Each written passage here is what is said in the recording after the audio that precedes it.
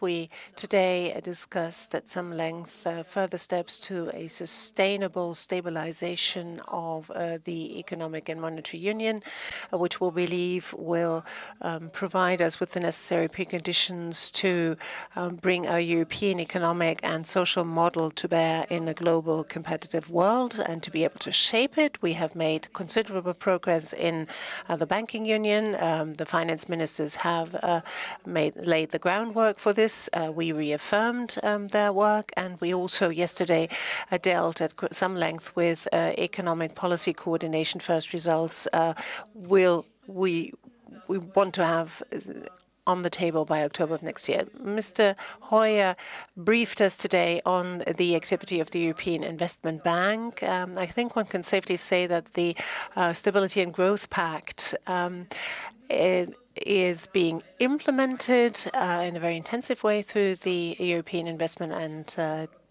European Bank for Investment. We took a number of measures to boost competitiveness, strengthen our economy. The capital increase to the tune of 10 billion will also help us. So 38 billion more loans could be given on the whole to the tune of around 60 billion for small and medium-sized companies. 23 billion of loans can be given. The EIB also plays a considerable role in improving the employment possibilities for young people, and they assured us that they will use the whole of the instruments at their disposal in order to give strength to small and medium-sized companies so that they can create jobs. As every year, during our December Council, we talked about enlargement, this time about the prospects for Serbia and Albania.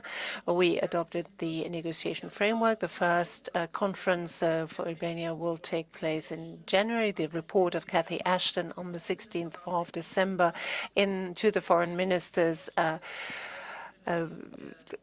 paved the way for this, and there is considerable progress in the agreement between Kosovo and Albania. We dealt with Albania first as we adopted two-step approach. We welcome the progress that has been made so far. That is, at least in part, quite remarkable. But before we actually accept a candidate status, we would like to take a closer look at implementation. And so before we, as European Council, give a candidate status to them, the Commission will first give us a report on whether, as to implementation, the progress required has actually been made. And that are the sort of criteria that we adopted for Serbia, and I think the same is sensible here. We then dealt again with the Eastern Partnership.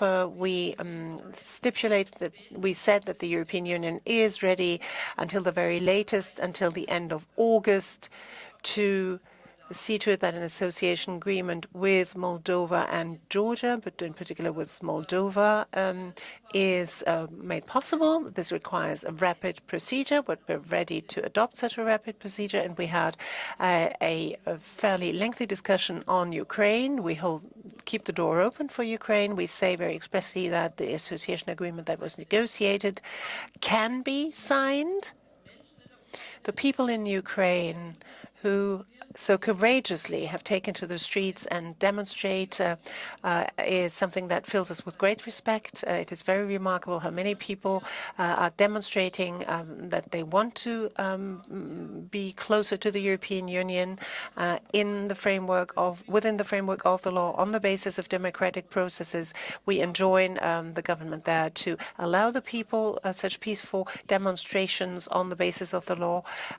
We have reiterated yet again that every state is duty-bound to respect the rights, the civil rights of people and human rights. And we've said yet again that every country takes its and needs to take its foreign political decision in self-determination and as a sovereign country.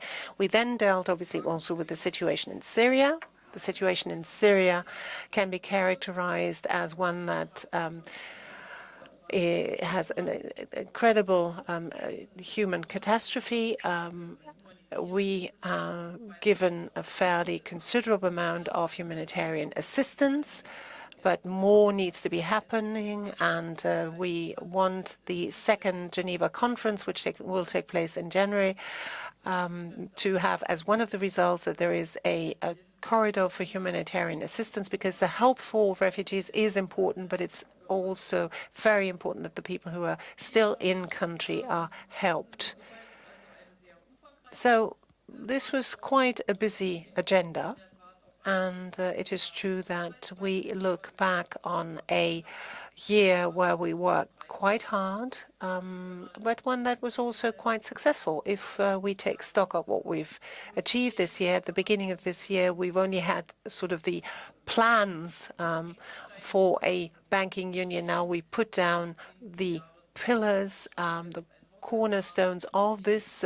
We were thinking at the beginning of this year, will we actually be able to adopt a multi-annual framework, a financial framework for the next few years to come, a budget? But we've made progress, even though progress may be slow.